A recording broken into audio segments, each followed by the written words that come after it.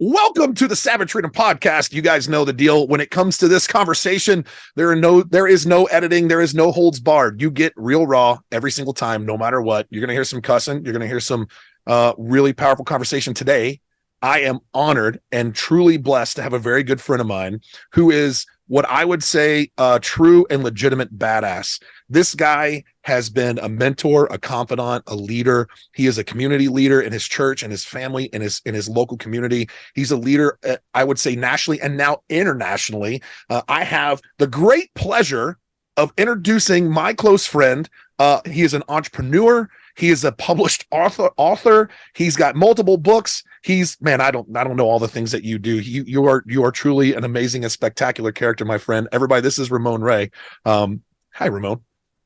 Adam Smith, it's good to be here, man. And hearing that from you that I'm a badass, I will accept that with high honors and say thank you. And hey, to all the Savage Freedoms folk, it's good to be here with Adam Smith and good to be here with you. And Adam, blessings to you and your family. So it's good to be here, man. I appreciate it, man. So Ramon Ray. It's always Ramon. ¿Qué pasó? So, man, I just look. Yo soy todo está bien. It's all I can do. That's all I can do. That's what you got. I'm so excited about this conversation. For you listening, you're not watching. What you can't see is that Ramon has damn near a permanent smile across his face. Man, I've never met anybody. I love what I do. Truly love what I do. You do. And it's such a passion-driven thing. And I've not met very many people out there who love what they do as much as I do. And you're one of those guys. You really do love what you do. I do, Adam. I wake up excited. I mean, as you know, we're in some similar communities, 5 a.m., Breakfast with Champions, or being on a stage. I do love it. I mean, the business part of making the money, that I think for any of us who haven't perfectly figured it out, that's always going to be there in some way. But doing it, Adam, it's like, Ramon got another contract speaking somewhere, kid in the candy store. Ramon, you get to host and interview somebody, kid in the candy store. You get to be with Adam. He's going to interview you, kid in the candy store. Just before we went online, I was on live TV on a judging some youth who were in a young entrepreneur academy in Rochester, New York, remote. So yes, Adam, I love what I do. And will you please share? Because I know that you do a lot. So Can you just let everybody listening, can you list out all the verticals? Can you list out all the things that you do? Yeah, I make my money, and that's the easiest way to describe it, 2.5 ways. One, and I know in your world there's no half, so why did I just say half to Adam Smith? Oh my God, I just opened up a can of worms. There's no half. I want a yes or no answer. I've seen you, brother. So, but yeah, the bottom of it is one, I'm a motivational speaker. So that's one line of revenue. Companies pay me to speak at events, motivational speaker and or event host. And as you may know, Adam, those listening, as we teach and help others listening, event hosting, where the MC, similar skill, but it's different than being the motivational keynote speaker. So I do that quite a bit to large business brands and other companies as well. You and I will be on stage together next few months. So that's one. Number two, I build niche publications. I built smarthustle.com and sold it. I built smallbiztechnology.com and sold it. I built Small Business Summit and sold it, in addition to other companies that I didn't sell, that I disbanded, dissolved, failed at. And until I sell them and make money on that exit, as it were, the revenue from that comes through sponsored content. So my current business, zoneofgenius.com, started from zero, Adam, domain name I bought, nothing. I love being behind the 8 ball or whatever you want to call it. I'm building that now, and in due time, we will get sponsored posts. Someone will pay me to put an article together above board. No hanky-panky. Could be a, Microsoft new Surface. Hey, Ramon, can we pay you to promote the Surface? And then at one point, 1 to 3 years, I hope to sell that. I will sell it. So that's kind of the basic things I do, in addition to a mishmash of other stuff. Man, you have your hands in a lot. Somebody asked me the other day, so we were Breakfast with Champions. So what, those of you listening, first of all, I'm going to take it over because I just got to say this. For those of you who don't know, again, Breakfast with Champions is on Clubhouse. Clubhouse is a social media audio app. If you ever want to rub elbows with highly successful people, to the extent of having, I would almost go as far as saying, direct access to them, Clubhouse is the way to do it. And one of those rooms, one of the rooms in Clubhouse is a room called Breakfast with Champions. And every morning, Monday through Saturday? Monday through Saturday, 5 a.m. 5 a.m. starts in the morning, Monday through Saturday, 5 a.m. Breakfast with Champions comes on, and it is spectacular. Explain what Breakfast with Champions is, and more importantly, more importantly, what your role is inside of it. Absolutely. So Glenn Lundy, about 2.5 years ago, give or take, a broken man, addicted, jailed, all kind of issues in his life, as it seems like many of us are in one way or the other, abused something in that community. We are now survivors and thrivers. So Glenn Lundy founded this community, and he said, you know what? I'm going to be on Clubhouse doing motivation, education, inspiration every day. He raised the flag, as it were. My friend Seth Godin talks about that. Other people joined with him and said, yep, we want to do this. So Monday through Saturday, we have segments, 30-minute segments, where it could be Dr. Janie Lacey talking about trauma and communication. It could be T.M. Hyman talking about leadership. Could be Stephen Kuhn talking about how you can buy a company with no money using somebody else's money, bring them together. Weird stuff, but it works. So that's what you're going to get, an eclectic mix of experts across all industries live on this social audio app. Yeah, and what do you do now with Breakfast with Champions? Glenn Lundy gave me, he ran it, owned it, and he gave me this organization sometime last year, and my job is to be the cattle herder. What I'm doing now, Adam, is two things. One, I'm looking for ways, how can we grow it and monetize it? Because currently, as we're speaking about business and whatever we talk about, when people's voices are there, there's more we could do to amplify it. That does take some money. So I'm figuring out, how do we monetize what we have? But in the meantime, my job is to herd the cats. You know, people want to come on as speakers. They don't want to come on. Somebody says, Adam Smith, I didn't like his voice. He said this about me. I get those calls. I get those DMs. Ramon, she went 1 minute over. Wait. Have you gotten a direct message or a message about something that I've said on Breakfast with Champions? Please tell me yes.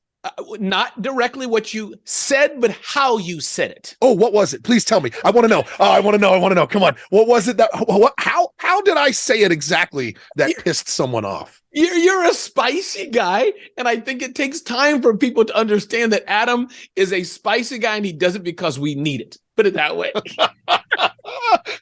And I'll just tell you, Adam, listen, you're an in-your-face guy. And I was with our mutual friend, Gary, who is in Dallas. This ESPN gentleman wants to be in sports, and you grilled him. And again, here, people miss the context, but Adam Smith is all about, from leadership and his training, things he's done. You know, if he asks you, do you want a donut or not? Adam doesn't want to hear, do you want a donut? Yes or no? That's it. Or if he asks, how much do you weigh? How much money? All these things that Adam can do and get in if you give him permission. Because Adam's a nice guy and honorable. If you give him permission, you can, whatever word you want to say, Adam, break you down and build you up. Yeah, you know what? We strip away the bullshit. The problem is that modern entrepreneurs, and you've had this experience, modern entrepreneurs, not just modern entrepreneurs, people in general in modern society, they have decided to add layer upon layer upon layer of bullshit. There's all these reasons why things happen in their life, all these reasons why they are where they are, all these reasons why they look or feel, or whatever it might be, the way they look or feel, or the lack of success, or whatever it might be. All these, and it's like a giant onion of bullshit. And the thing that what I want for people, really truly, is the same thing you want. The way we go about it is very different. Ramon is a smile, laugh, and hug guy, and I'm gonna smile, why punch you in the throat guy. Like that's that. And we can learn from each other, Adam. I must say, and I think, could you unpack that a bit more, Adam?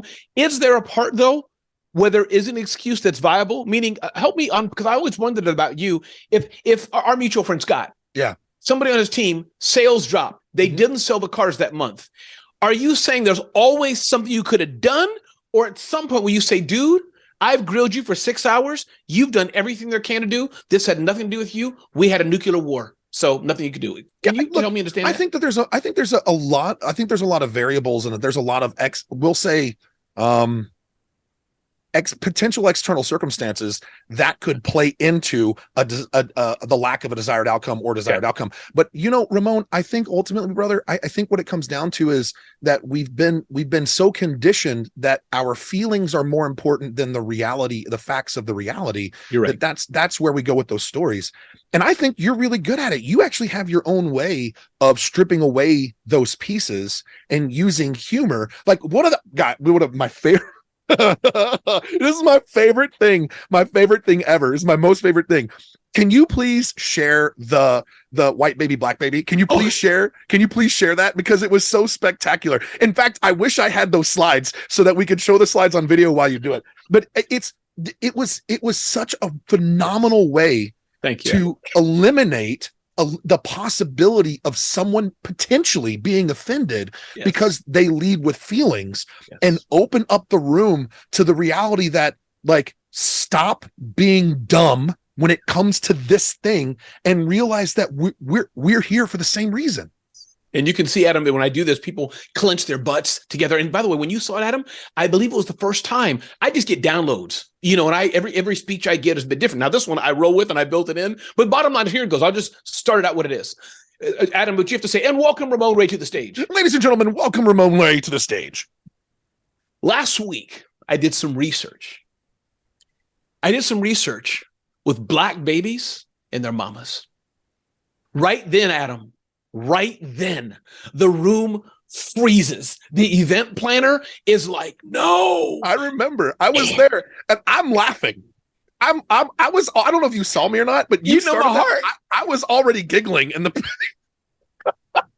So I start there. The bottom line is I did research and find out that, guess what, everybody? Black babies need hugs, love, affection, also. And I pause.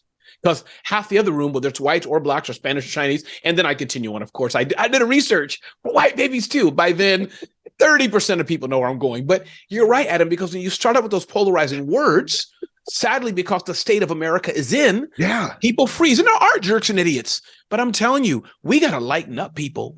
And as you say, people are different, but they're the same. Yeah. So, I don't see myself as the Chris Rock or take your pick of the guy of the day. I don't see myself as that person.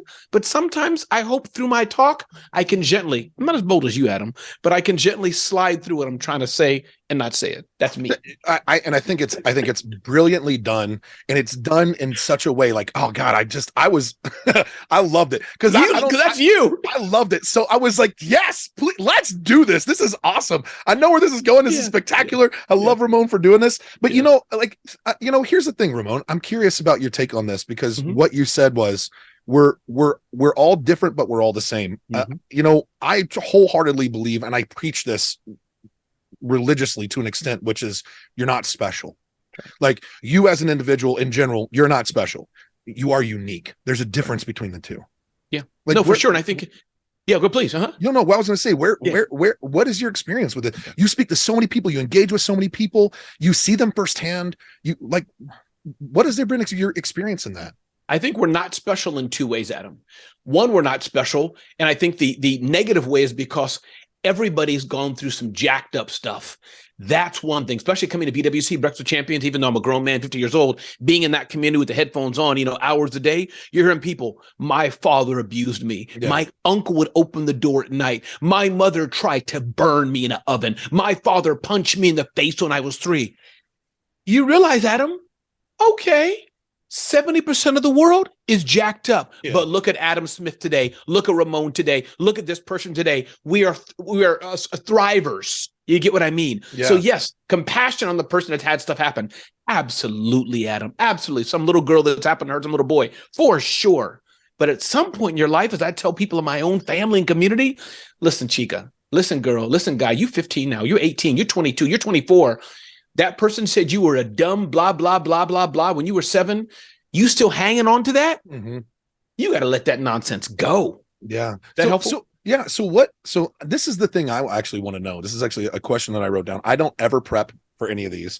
The only thing I do is look up like websites and some social media, so I understand who I'm talking to, what their background is, and if it's going to be an interesting conversation. I actually have one question, and the one question that I want to ask more than anything else, because I haven't heard this from you, and that is, where did you start, and what drove you to get to where you are? Wow, that's a good question. I started in Midwest. That's where I was born. And I'm guessing, Adam, because other people had different experiences, that's where I started. So I believe my middle folksy Midwesternish, maybe, I don't know. We were the only Black family in a sea of white folks. My best friend, Tommy Johnson, he's a weatherman in Tennessee. And we fought so much. We had like a shrub between us. Our parents would split us up. Then we'd be back the next minute talking between the shrubs until our parents, you boys are on punishment. So that's where I started. And I think that maybe rounded me to just believe in the positivity of people, because I didn't know he was white. I didn't know I was Black until probably went to New York City, as it were, metaphorically. I just didn't. Yeah. He was my best friend. I love this kid. Our little the big wheels, big wheel bikes and all that kind of stuff. So that's what started. And then from there, my parents happened to be ministers, they're Christians and brought up in the church, Adam. And I'm sure that molded me to some degree. Part of my experience was working at the United Nations for over 10 years before I got fired. And then what'd you get fired for? I can't tell you, Adam. I was on a secret mission and really. Adam's laughing. He's we're grown. The human don't have anything like that. Sorry, buddy. You can't pull that on me. No, I love it. I love it. No, I had permission to have a side business. And as you may get a sense in the government, you have to ask about it. So I had permission.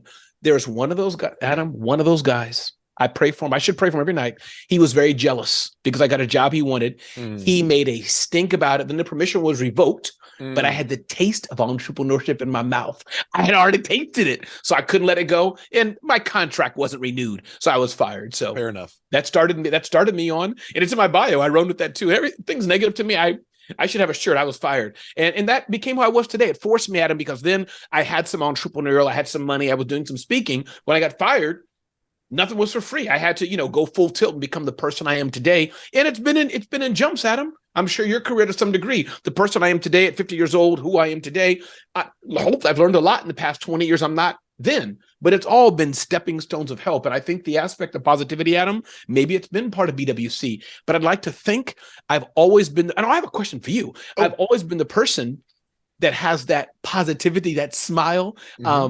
And I'll slide into my question for you, totally different-ish. I love Secret Service agents. I'm sure you've worked with some, seen one of that type. Yep. And they seem to be they remind me of you, Adam, to a degree, Midwestern-ish. Yeah. Meaning these are guys, you wouldn't know who they are in public. They could be shoe shiners, milkmen, a ready smile. But as you know, these are deadly warriors.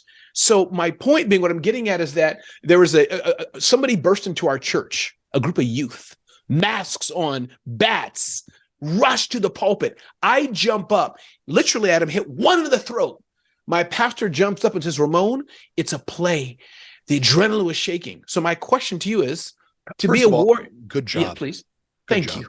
Good job. Can you give me a stick or a pen or something? Yeah, you need a gold star for that one. That's awesome. I'm so glad makes me smile. I'm pretty proud of myself because no training. I don't have your background, but my question, I was just curious, and we can go on what you wanted to talk about. I was curious. Do you think people are born and indexed with something in them to do certain things? Because I had no training about it, but that was my first thing, Adam, to jump up and protect. That was it. That's a really interesting question because that dives into, one of the realms that I personally love a lot, which is human psychology and the psyche. And if human psychological development, what people don't realize is that human psychological development legitimately starts at conception. And the energy, the tension, the stress, the hormones inside of the mother's body has a direct input and effect on specifically the right hemisphere of the brain, which is the emotional processing space of the brain. And that in the first 1,000 days from conception until about 3 years old, the right hemisphere is in development. And this is where we learn we have fight, flight, or freeze. Those are inherent traits based on human survival in general across the board, but how we process that information with regards to danger and the emotional response we have to that information, to those external stimuli, that really gets developed in the first 1,000 days of life. So from conception until 3 years old. And then we get into the concept of like ration, reason, logic. That actually doesn't get solidly developed in the prefrontal cortex until about 24, 25. And when we hit that prefrontal cortex piece.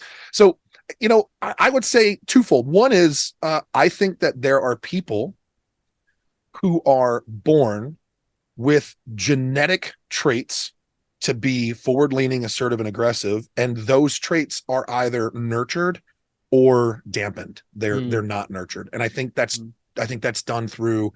We're talking about the psyche of an individual. That's done through emotional development by parents, the people they're surrounding themselves with, but then also through observational experience. Sure. And so I would say that I think that there are people born to be warriors, and I think there are people born to be gardeners. Absolutely. And we need them both. We need both. We need both. Yeah. I was just curious. Yeah. Yeah, no, I'm right there with you. And also, I can remember reading books as a kid, like FBI books and, Horsemen of the Plains, this book about, General Custer. And I don't know, we can move on, but I was just curious. No, I love it. I'm so glad that you jumped up and throat punched somebody. That's awesome, dude. That's so awesome. and even a few years ago, we were doing some volunteer work at a drug rehab center. They had a fight, guys are kind of rowdy, getting off drugs and all kind of things. And there was a fight. My wife was over there, Adam. I'm the only dude out of our church who went over there, stood. I didn't know what was going to happen, but I knew if there was a punch, I was going to receive it instead of her, and I was going to fight back. Well, yeah, 100%. Of course you were. But nobody else did it with me. Yeah. Well, so now we go. So, okay. All right. What are your personal core values? Okay. Have you ever written them down? Well, I have. Our corporate values are have fun and do the right thing. Have fun. So maybe that index isn't too personal, but help me out. So let's go. Tell me. Well, I love that. Okay. Have fun and do the right thing. So if I like just off the top of your head, like if I were to say what's Ramon Ray's core values on how he chooses to live his life? Honesty. Beautiful. I think that's the one thing. And I get ready to cry as I say it, Adam. I have paid my staff. I have paid people who I wanted to work with me, giving them a little bit of money ahead of time. We're going back and forth on Upwork, some freelance side. I'm like, dude, let's stop. I've already wired $100 to your account already because I know you don't trust me, but I think you're a great videographer and I want you to trust me. Here's the $100. Can you start the work now? They're like, oh, sure. I'm like, why are we arguing about $20, $30, $50 an hour? This is stupid. So if that's helpful, that's just me. Okay. What's another one? Okay. That may be it, Adam, to do the right thing, because everything else, I don't take myself too seriously. So how about integrity?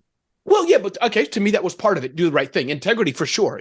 Honesty above all. Integrity. Absolutely. This is for sure. What else? What's another one? Okay. What do you call the thing where you don't want to hurt someone's feelings and you're willing to listen to them? As BWC, I find that people have told me, Ramon, we've had a lot of meetings and heartaches, and they said, Ramon, we appreciated that you heard us out. Even I didn't have to. Empathy.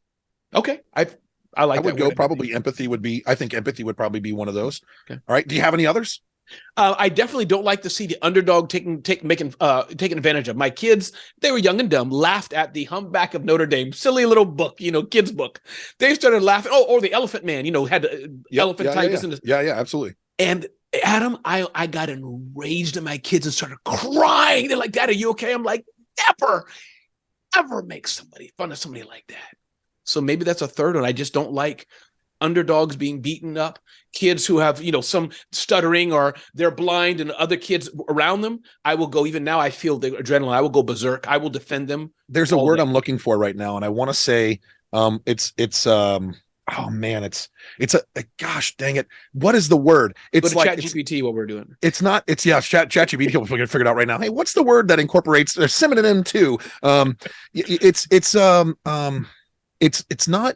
justice. It's not injustice. That's not it. It's not saintly behavior. That's not it. It's gosh dang it. I'll think of it. It's not empathy, not compassion. Or maybe it's compassion. Maybe compassion is actually the word. Compassion, because compassion requires empathy, empathetic understanding, which is the ability to understand and even potentially feel an emotion that someone else might be feeling. But is there a stronger word, Adam? Because it seems like, how you have those criminals, but they're honest people. So compassion, I can hear that. I don't know the word either, but I wonder, is there another word that's stronger? Because I have a visceral reaction when the underdog is defeated. So compassion, I'll take that. But it's like the gangster who kills everybody, but then like there's a little grandmother crossing the street and she's innocent.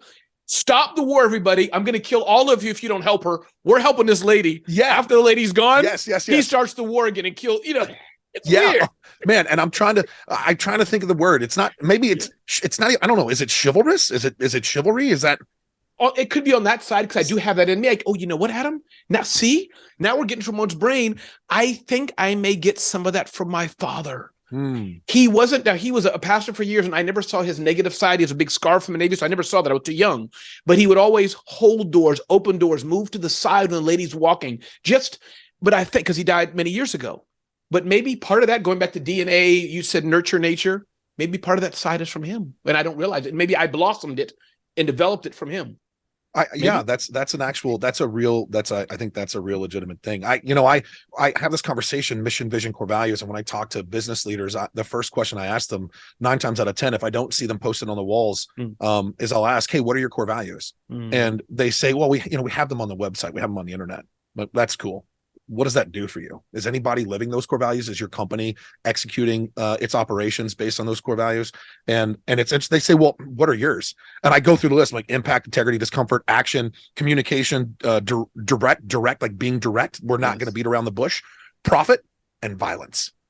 I love it. And for sure, the discomfort, I tell the story that you've told of you being butt naked. My words sounds better. You being butt naked, going to help a friend's father or grandfather out. That's you. Would Ramon do that? No. Halfway through, the water's getting to my neck. I'm like, dude, your dad's going to have to die. I'm sorry. Thanks. There's gators and poo. There's gators and poo in this water. I don't think I want to. I'm calling AAA. I'd be like, Ramon, nah, we got to go. Like, no, I'm going to stop at Wendy's, brother. I'm sorry. I'm just calling it like I'm gonna get a double cheese with some fries, and we're gonna go sit and watch the storm pass through. I'll hold your shirt for you while you come back.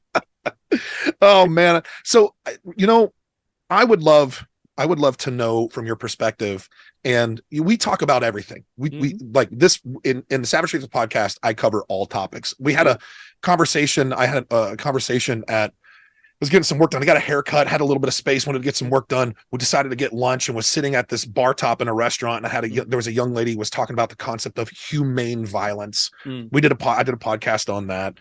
Did a podcast on the difference between goals and targets. We talk about everything. Like I said, there's no holds. What I want to know is what's the one thing in general that you don't get to talk about that you're passionate about, and it's something that it's a topic that you would love to talk about. Like, what's the thing?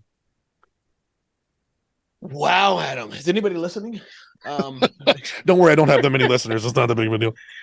I think the one thing that I find disheartening is the state of America, and that everybody's going to be different for sure. Adam may like green M&M. Let me be more real. No, I'm not going to go that far, Adam. I won't go that far. I don't like green M&M. But whatever the rights of all kind of people, the rights, this, that, and the other, and this matters and that matters. It saddens me, Adam, that Adam has to, and he doesn't, but as an example, Adam has to hate me, dislike me, cancel me, not want me, because I believe that. And even further, which I don't like, wants to force me to it. That, Adam, it really bothers me, the state we're at. Yes, I have very strongly held beliefs in certain things that I would say, Adam, you're wrong about. This is not the way to do it. I disagree. We shouldn't drive cars upside down. And if I was Adam, I would say what I really mean, but I'm going to pause there if Adam will allow me. So we shouldn't drive cars upside down. I think it's wrong. But if Adam wants to drive cars upside down and he wants to do it, and he's not forcing me to have my kids to drive cars upside down, why can't we just somehow live together? So that's the one thing, Adam, that really bothers me about where we're going. You and I have talked about it before. Yeah. I think it's a sad place to be, that we can't genuinely respect each other. And I'll go further. Oftentimes, those that say they respect each other or let's empathize, I don't think they mean it. Because when they say we all believe in things, and I say, great, I'm going to have an American flag shirt. No, let's not do that. We don't want to. I thought you said everything can go. I want to have an American flag shirt. That's what I think. You know what? First of all, I will say I respect your well-worded and carefully articulated thank you, Adam. Dance through the minefield. Adam's getting a softer heart in his old age. Wow.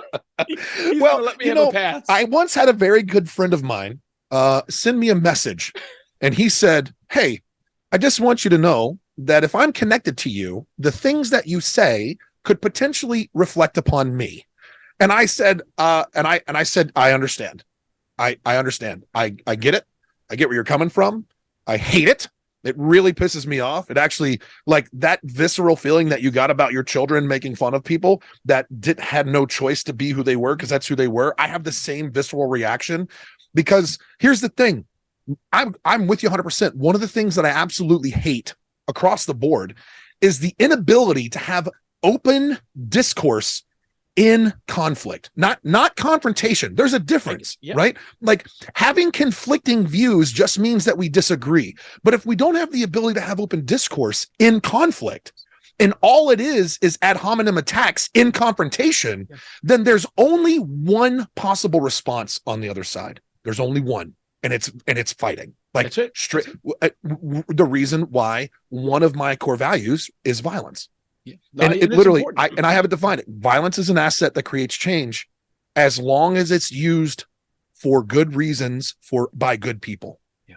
Right. No, you're right. And the piece that I hate the most, I'm right there with you, Ramon. I agree with you. I think that is a for you. I know in the spaces that you run in, the operations that you do, and the people that you engage with, I know that you have to be mindful and cognizant about the language that you use and the conversations that you have, because I understand your higher purpose. Like, and it's amazing. I want to have another guest. I'm not going to call this guest name, but you know him. He's hung with one of our other mutual friends, a lady who you've opened for, and she's opened for you on Clubhouse. I'll leave it at that. But her friend, her male friend, but he has some wealth, and he said, no, we can say what we want. So I'd love to have a conversation with you both, you and him, because he's from the mind. No, if you build your own wealth, have your own stuff, it inculcates you against that. But Adam, it doesn't. I haven't had a chance to tell him that yet, because even the government can pull money from your bank account. I'm not a legal person, but meaning if you go too far, they can say, Adam Smith, we're labeling him as such. Therefore, money out of his account. You're not kidding. You can go one step further. In fact, we're seeing this firsthand. We're seeing a significant and when I'm not going to beat around the bush, a significant overreach from bureaucracies and bureaucratic organizations like the ATF, and this is the FBI is a bureaucratic organization. We're seeing a definitive double standard. Yeah. We're seeing ATF agents without warrants come and knock on doors to try and confiscate goods and products from people that they purchased legally. We're seeing laws being created through bureaucratic policy, not through legislative process that's supposed to happen based on the Constitution and really the legislative process we've established in the United States through Congress, Senate, and the president. So I agree with you. I don't disagree. And also, I do think that there's a level of truth with regards to the more wealth, the more insulation, because then you have the money. There's a level for sure. Then you have the money to fight it. Yeah. I just meant, though, that, don't kid yourself. As long as you're on the grid or whatever, some government could do anything. To the point, Adam, going back to fairness, or I forgot what I was going to say with that.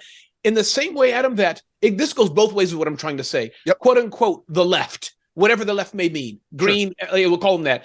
If they have too much power and abuse it and come after you or I, the same justice I have, if the right or whatever you want to call it has power, I don't want them going that side, because to your point, the only thing that's left is war. But if both sides say, great, Adam Smith, he wants to never wash for 75 days. God bless him. Go for it. Go for it.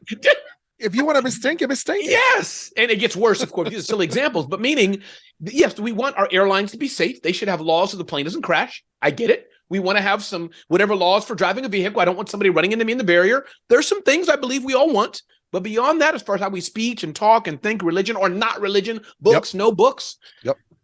Really? So that's talking about what I want to talk about, what I'd say, Adam, that's the really burning thing in my mind as an entrepreneur, as a business person, all that, I can deal with that. But I think where this country that I love and that we fought for and died for, and again, I don't have to say it, but I'm going to say it, not being politically correct, it's true. It's warts and all. We're humans. Yeah. We've all made mistakes. I made mistakes as a father. But my point is, Adam, when you go around the world, you've been like more countries than I have, people still want to come here. You go from Jamaica to India, opposing views. My Jamaican friends, man, miss me, come here. I can start and have a dream. My Indian friends, they're tired of going to the DMV, which we go to every day. Sadi said, we don't have your license. The 20th time, my friend's like, okay, I got to slip him $20. From it, they're tired of that. Yeah. They're like, let me come to America, because we know if a state trooper stopping us, 99.9%, that dude don't care about me. Here's your ticket. Good day, man. Yep, that's exactly right. And I think this is the preach. This is the thing that gets me down in my core, the core, my core. That's the deepest part of my being, and that is. And one of the reasons why I just appreciate you and respect you and like you as much as I do is because at the end of all of this, there's an ability to have a conversation. There's an ability to accept someone else's opposing view and recognize, because this is the thing, you know what I want? I want you to have your opinion, and I want you to let me have my opinion, and I want to share it with you, and you can share it with me. Then I want you to go on your happy little way and live your happy little life.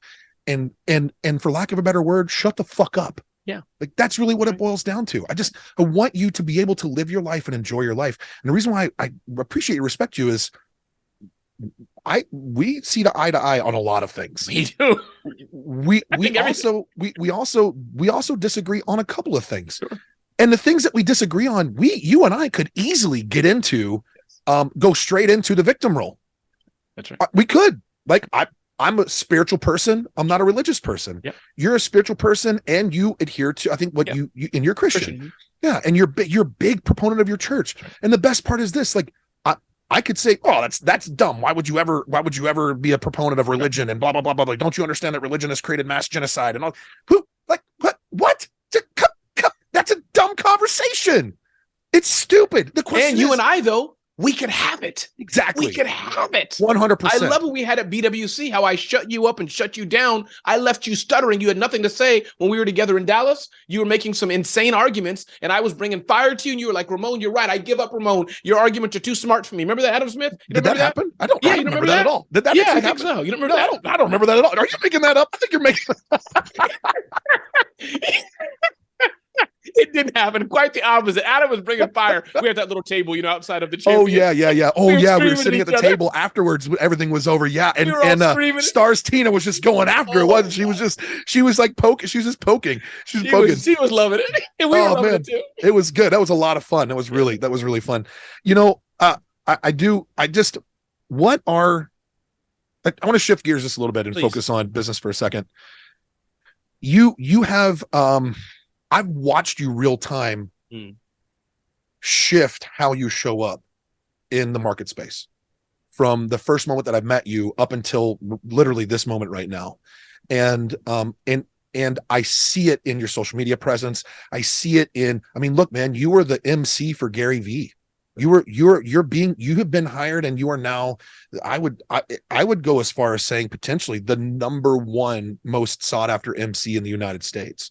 And you may be humble and say that's not the case, but let's be real, man. Like, the people are knocking down your doors for you to come participate and help them facilitate their experience, because you provide such a phenomenal one. What was the crucial shift? Like, what was the piece that changed that you recognized that had to happen for you to be able to have, look, if you're listening, if you're an entrepreneur, if you're living a life, it doesn't even matter if you're an entrepreneur, nothing happens overnight. And anybody that says that they're an overnight success is full of crap, because it's just not true. That 100% not true.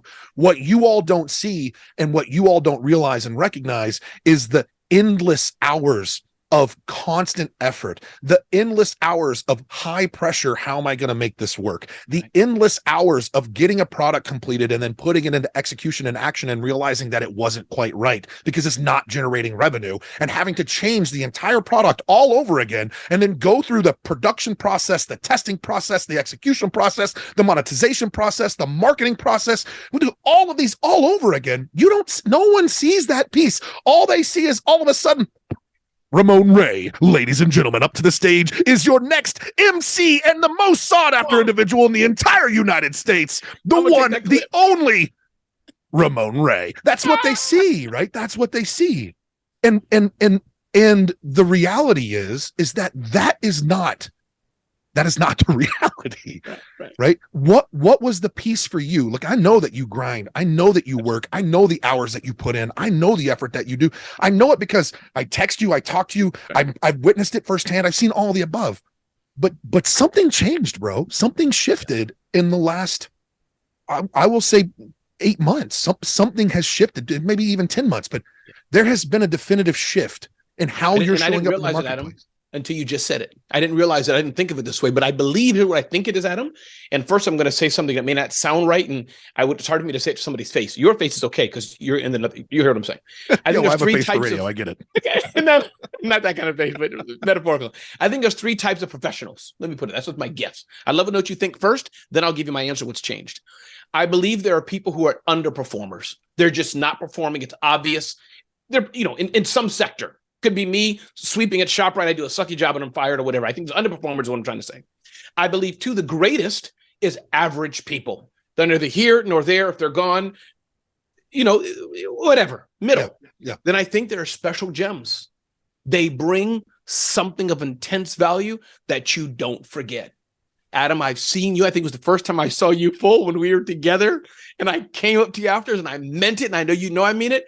You need to rock that. Me, I know it was you, but me as a performer, as one who like, if you were like in my hiring you, I'd be like, this is talent. I want this. This is a $30,000 act because you're not acting. But what you did and all that, I'm sure you talked about it on podcast. If you don't, hope you break it down again. But you're special.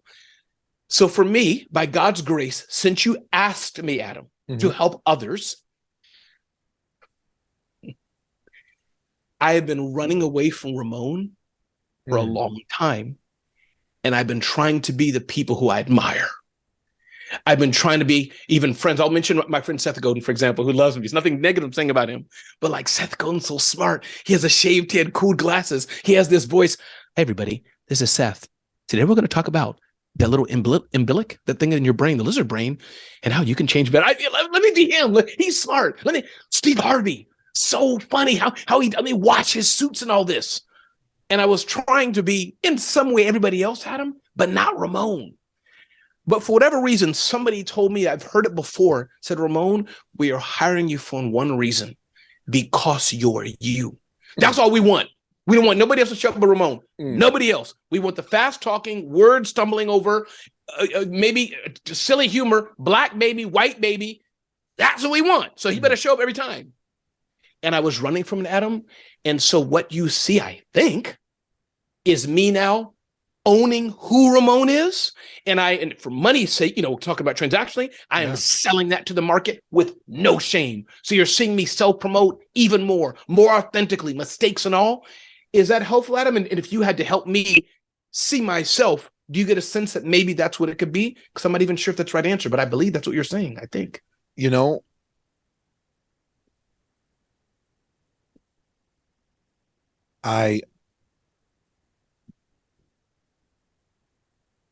I think that the piece that you nailed, in my opinion, is the piece of I'm selling that shamelessly.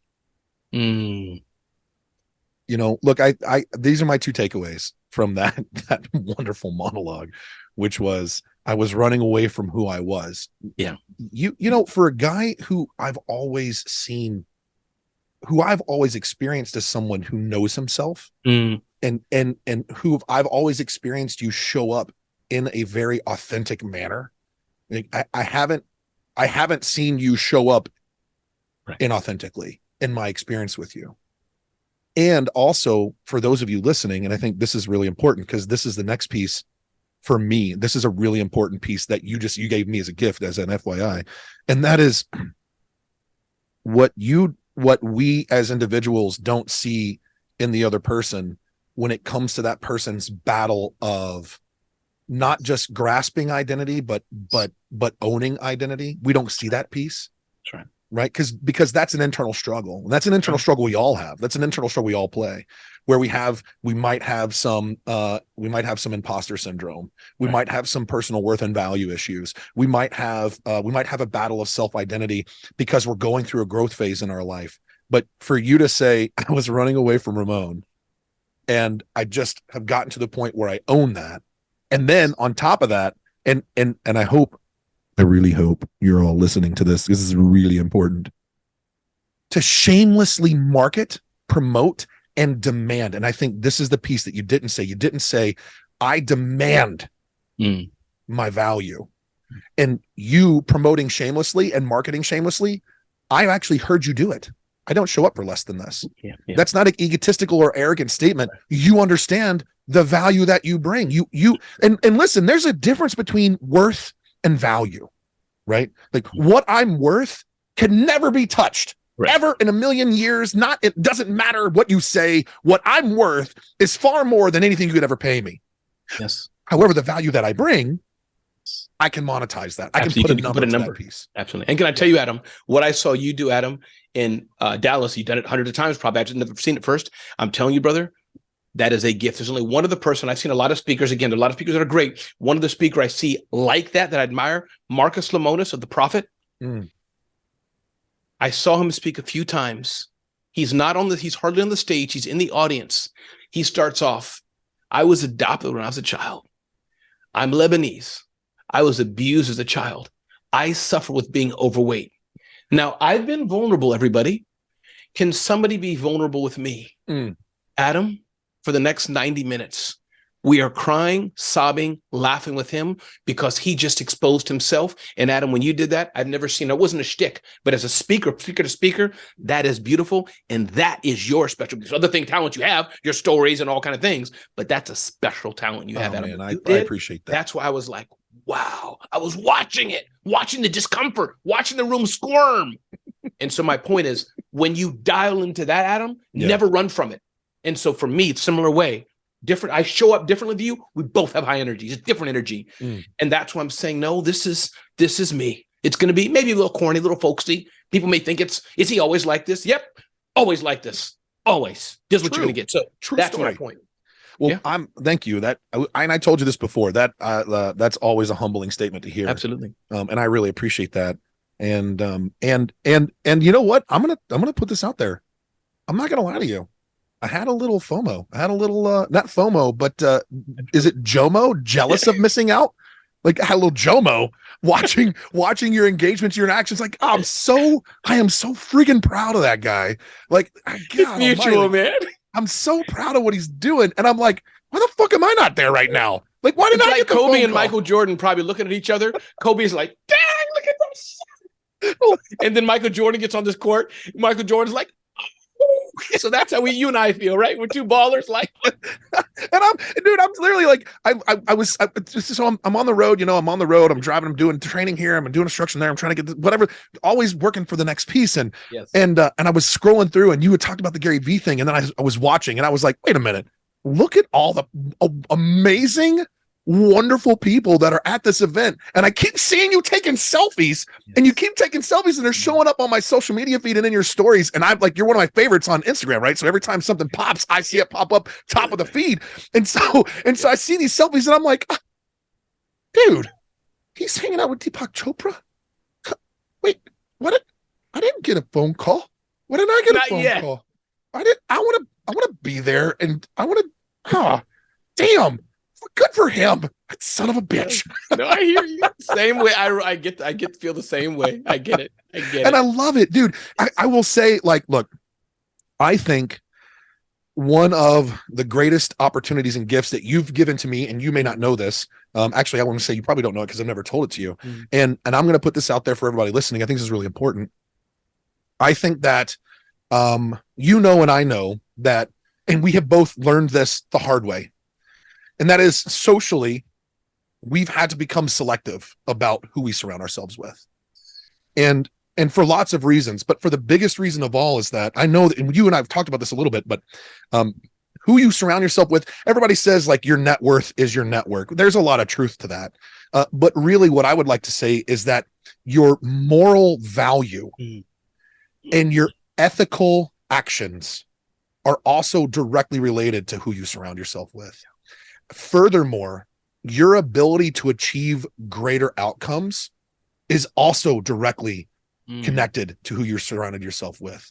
And so I would go as far as saying your character net worth is based on your human asset network, your people you surround yourself with. And so I think that people really need to understand and realize that if you're trying to achieve something great and you have people poo-pooing it, or trying to hold you back, you don't have to hate them. Just don't associate with them. That's right. Eliminate that negativity out of your life and surround yourself with people that you're not looking up to, but looking forward at. Yes. Right? Yes. And one of the things that I love the most about you, brother, is, and you gave this gift to me, you said it to me at BWC. And guys, look, Ramon is a friend. You are, brother. You're a friend to me. I appreciate you so much. I love you. You're such a good guy, like a legitimately good friend. And Ramon came to me. You came to me at the event, and you said one of the things you said was two things. The first thing was at the end of my time, you said, Adam, how can we support you? And I was like, I don't know what to do with my hands. And afterwards, you came to me and you said, hey, like. Two things. One, don't walk away. Yes. Stand there and let people celebrate. I didn't mean to treat you like a kid, but I remember Adam walked back. Hey, I would like this. I would like, dude, it was awesome. It was so perfect. It was perfect. You're like, stand there and take it. Okay, I'll stand here and take it, Ramon. but it was true. And I didn't recognize that. It was a thing that I hadn't recognized, that I was actually doing a disservice to the crowd. And Adam, somebody taught me that. You know that? I didn't know. A friend, I went through the similar thing with somebody else. There was a lady, I'll never forget it. She said, go back out there. It was like a fellow speaker who, like, we look forward to, right? Yeah. Somebody who I trust. And Adam, that's why I did it to you. Because you need it and the audience needs to give it. I'm grateful for it. And for those of you who don't know, what happens is 9 times out of 10, at the very end of my speaking engagement, when I time's up, I don't stand in front of a crowd and accept applause. I immediately walk off. Like, I leave. And there's some, let's be real. There's some melodramatic response that comes with it, right? Sort of a mic drop, I'm out sort of a thing. But the other piece too, and this is something I wasn't aware of, in reality, when you do that mic drop and you can walk off to have a dramatic experience, as the speaker, I now recognize you have a responsibility and duty to come back out and acknowledge the recognition they give you, not because it boosts your ego, not because it feeds whatever arrogant concept you may think of yourself, but because that's the only way for them to show you that they appreciate the value that you brought. And I'm so grateful for that lesson. It's like you rescue somebody, they're trying to hug you. No, get out of here. Don't touch me. Don't touch me. And I think also, Guy Kawasaki, like OG entrepreneur back in the day, similar thing. I think something like the gift is not just giving but receiving gifts, something, that kind of thing. Yeah. So you study all that. So 100%. Adam, yeah. And then the other piece that you gave me too that I didn't have was, hey, dude, like, why don't you have an offer? Yes. And I actually was speechless on that. I had no answer, like, really. And I told you, I told you, like, I felt like pitching a thing or trying to sell an offer during your engagement. Like, I believe that when you speak, your responsibility is to deliver value to the listener, not try and pitch them to sell a thing. And also, like, at least have a way for them to connect with you. At least have a way for them to, you're not again, it may not be a pitch. You may not be selling anything, but in reality, bro, like, we are. Every time we stand in front of somebody, we're selling impact. And to help others, Adam, through this, it's like when Adam Smith talks, he talks about the warrior's mindset, talks about violence and all these things. The 2 people, 10 people, half the room, 50% into it, that single mother whose tears are streaming and says, I'm a thin, petite female, but yes, I want to be a violent person. That sales exec who's just depressed and who's sad and who feels like ending his life. Mm-hmm. And he hears Adam's story and he gets hope. Adam and Ramon and all of us were serving, but Adam's case, he's doing a disservice by not allowing them to invest with you or roll with you or whatever it may be. Yeah. So that's the lens it is, because they trust you now. You serve them. What more can we do? It's funny. I learned that. I was giving a speech on Twitter. And again, I have to do this. I have it through my Celebrity CEO. But Adam, I'm telling you, yes, you get money for it. But I'm realizing, I just talked about 10 ways to use Twitter. So Ramon, can you teach us that now? No, go Google it. There's a YouTube channel for that. Yeah, it's called the Ramon Ray Show. Right. Like, that's a YouTube channel that you should be going to. But thank you, Adam, for as much as you give and share and teach others, because you're a leader, you teach leaders how to lead. You receive so much, not from everybody, I'm sure, but you receive the good stuff, and you're so humble about it to say, let me sit and receive. So that's the mark also of a good leader, who can say, you know what? Nope, let me learn. I'm getting my notepad out and learning. That's a beautiful thing. I appreciate that. I really does. It means a lot, man. And I got to tell you, I'm so grateful for you. I really appreciate you taking. I know you're busy, man. You not just with business, and you're not like there's a difference between being busy and being productive. And your actions, I've not seen you be busy. I've seen you be productive. Well, I appreciate that. Wow. And I know that your time is taken up and dedicated, and there's really not a whole lot of time in your day that's not already dedicated to either the production of the new lines of revenue, the continued tweaking of what you're currently doing into a level of excellence that it's not yet achieved, and also really spending time with your family, leaning into your community, being a church leader.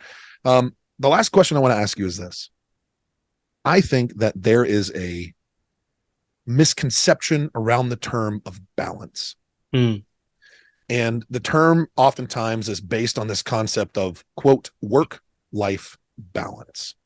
And people take vacations in order to seek balance. And I'm going to wait to give you the rest of my opinion. I want to hear yours. Sure. And by the way, yes, after this, I'm going to go sit and watch K-dramas, which I detest, with my wife and my sister-in-law for a couple hours. That's what I'm going to do. Yes. Yes. I detest it because the men are so cute and all this. And I'm like, really? Let there be some hot girls on a movie and me say they're so hot? No, I can't do it. But they go, oh my God, Sheng Wang Li is so cute. What? Anyway. Excuse me? What did you just say? I'm sitting here. So here's the thing to answer your great question, Adam, about balance and all these things. Let's say, and I'm speaking your language, which I'm learning a little bit, but you can help me out here. Sure. The goal is to get to the top of the mountain. Okay. People think that balance may mean we walk 2 steps, rest, walk 2 steps, rest, walk 2 steps, rest. That's not what I think that means. I believe it may mean I walk 10 steps because the urgency is there, because the weather's good, because I can, whatever reason, 10 steps. And maybe I'm only resting for 2 beats. And then maybe I only go 1 step. So what I'm trying to say in a confused way, maybe it's not confusing, is that I don't believe everything has to be like this. There are seasons in my life, Adam, where I've told my family, I'm at the UN, I have to get my bachelor's, I have to go to night school, I have small kids, and I have a business to run. Family, I need 2 years. Wait, say that again. Say that again. Getting my bachelor's, had a small family, had a business to run, and working full-time at the UN at that time. So told family, Dad's not going to be around for 2 years, meaning I'll be at the table, but I need your permission to check out as much as I can because I got to grind. My wife, go forth. Friend of mine, he was complaining. You hear me talk about church quite a bit. It's important to me. He said, Ramon, I'm getting my MBA. He was at Sunday school doing this. I said, dude, don't worry about Sunday school.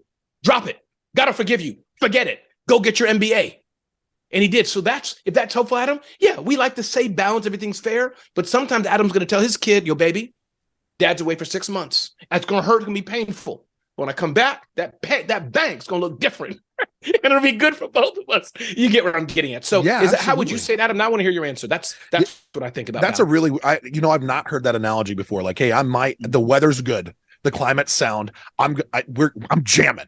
Right. And like, oh, you know what? The weather's crap. The climate's not sound. But I hear that. I think that's brilliant. I think about this concept a lot because I hear this a lot. Like entrepreneurs are constantly talking about, I want that work-life balance. And somebody once said, I'm going on vacation. And my response was, I hate the term vacation because that is that we look at that as an opportunity to escape life. And I don't want to escape life. I want to live life. Yes. And so the way I look at this and my perspective on this is very similar to yours. And that is the seasons of my life that I choose to live because I'm choosing to take on those tasks. I'm choosing to challenge myself to grow personally, professionally, familially, be a better father, the whole 9 yards. The seasons I take on, as long as I'm communicating those seasons and get buy-in, then we're good. But the way I look at it is this. I look at it as think energy investment. So if you can imagine in your mind a 4-channel, like a 4-channel slider, right? An audio slider. Yeah.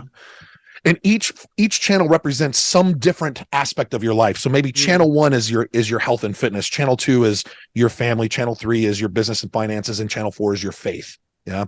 And I break it down this way. I broke it down this way when I was a personal professional development coach. I broke it down this way when I owned my own personal professional development company. And I broke it down these 4 pillars. But if you think about those slides and you think about, okay, I can't devote 25% of my effort across all 4 aspects of my life and expect any one of them to improve. In fact, if I only devote 25% of my effort across all aspects of my life, then I can only assume they're going to diminish in the significance I find in them or in their ability to perform. So I have to recognize that sometimes there are things that I'm going to turn down in order to turn up. Yes. right? So I might launch the volume of my finances, which is a focus on business and personal finance growth and development. I may push that son of a gun all the way to 98% in the volume, and I might dedicate 0.5% to the other ones because I recognize that in this moment, in this season, this is the piece that has to move forward. Right. And so I choose to make that my loudest action. I love that volume example. It's helped me understand. Like I used to describe it as a battle, like a war on 4 fronts. And if you can imagine a square, right? And so if you imagine this square and we equally divide our troops, eventually we're going to get overrun. But if we recognize that as our opponent, as our adversary presents itself on different sides, we readjust our forces to the different fronts of our war so that we can not hold off, but actually push back the bad guy. But then I was like, I don't really like that concept because that means that when I reinvest my time and energy, I'm quote giving up ground, and that's not the case, right? That's not the case. I'm just decreasing the volume in which the effort is taking place. Yeah, and that's kind of the way I look at it. I think balance is a bullshit concept. Listen, I agree with you, and I think the way to help with that balance as you grow your company, we grow our companies, is hiring people. When I think of the exact example you gave, Adam, I'm a month ahead in content for my company, zoneofgenius.com, because I'm raising the level, and I hope to sell it for $1 million or more within 1 to 3 years. So I've had to raise the level of what I'm doing on Zone of Genius. Now, for my brand Celebrity CEO, my team member, Jamie, she's running it. So Ramon's diminished a bit, but since we're entrepreneurs and we can do that, she's raising it. So Adam, I think that point was head on, because if you don't, Adam, you're going to just be doing this through life. You're going to be frustrated that you're not where you want to be, and it's a mess. Well, see, now imagine, if you will, 4 channels, right? And you have these 4 channels, but then you have in these 4 channels, you have bonus sections. So you have your 100%, right? But then it goes into the yellow section and then the red section. And that yellow section and red section, that volume piece, that's the bonus. Actually, you could go one more. Rather than you having your volume, you have your volume knobs, and then you have a little knob next to it, right? Little sliders next to that. That's when we get into the concept of force multiplication, right? That's when we get into that idea. How can I train someone to replace me to do all the things that will suck my time investment away from the other things? So like for you, a celebrity CEO, you know what? You have somebody running Celebrity CEO. That means that you get to turn the volume down on that and turn the volume up somewhere else. But more importantly, now there's extra. That's right. Because you force multiply. Right. You can't ever replace yourself because no one can be Ramon Ray but Ramon Ray. And the time. I'll be in Orlando next week. I'll be in Atlanta next week. And other things can keep running. But yeah, for sure. Oh, man. Dude, I have enjoyed this so much. I appreciate you so much. I love you, man. Like truly, man, absolutely, truly. Can you please share with the listeners, if you've heard something from Ramon and you want to get engaged with him and you want to follow him, I would highly recommend that you do it, because if you're not, then you're messing it up. Can you please share how everybody can follow you? Sure. And let everyone know where they can find you? First thing, what you all could do to me as a personal favor, every time I get a chance to be with Adam on stage, I would love it. So if there's big events that they want some fire from Adam and Ramon, please call me or Adam. We'll be each other's agents and get us on stage together. We may even give you a sweet deal. So that's one. But you can just find me at RamonRay.com. Not Ramoncito, not Raven, not Papicito. No, it's just RamonRay.com or ZoneOfGenius.com or CelebrityCEO.com. Adam Smith, you are an amazing human. I love you, love your vibe. And I feel like you're my lost brother. In fact, they probably couldn't tell us apart except for the glasses. That's why I wore mine today, man. That's it. We had to have some sort of differentiating factor because the glasses definitely set it off. There's no question about that. Look, guys, if you're not following Ramon, you have to follow Ramon. Please find him on Instagram, find him on Facebook, go to his website, get onto his mailer. Just having the opportunity to follow a man with so much wonderful and spectacular energy, who looks at the world in such a positive light, who doesn't let the negative of the world hold him down and keep him back, is a great example of what's truly possible if you're willing to not live in the mentality of victim and you recognize that you have the ability to turn on your savage mentality and go fucking get it. This is a Savage Freedoms podcast.